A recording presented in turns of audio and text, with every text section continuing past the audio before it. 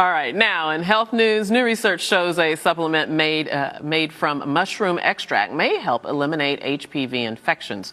Dr. Philippa Cheatham is an attending physician of urology at Winthrop University Hospital and teaches at Stony Brook University, and she's here in our New York studio. It's good to see you. Thanks for having me, Debbie. Thanks so much for coming in. We want to talk about three very important topics, and starting with this potential cure for cervical cancer, most of which is caused by the HPV vaccine. First of all, tell us what the researchers have found out. Well, this is very exciting research. It's coming out of the University of Texas, and they're actually looking at this natural compound which comes from the roots, the mycelium we call them, of a shiitake mushroom.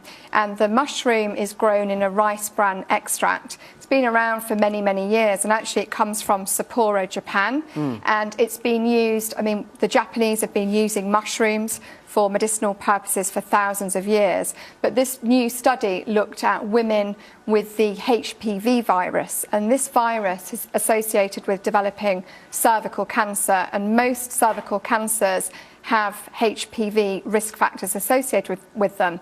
So the great news about this study, it's a small study and more research is needed, but in this study, patients who took this ingredient called AHCC, which stands for active hexose correlated compound, this mushroom extract, if they took this by pill for 6 months, 50% of the women in the study had eradication of the HPV virus, which is phenomenal. Yeah, and acknowledging you did say this was a small study, so much more to go. However, that's very encouraging. Is there any indication of how it acts, why it has this effect? Sure. Well, first thing we need to say, this is a clinical study. There's lots of research that's being done in basic science labs looking at cells, but this is in human beings. And the way that HPV causes cancer, HPV is a virus, and virus causes inflammation in cells.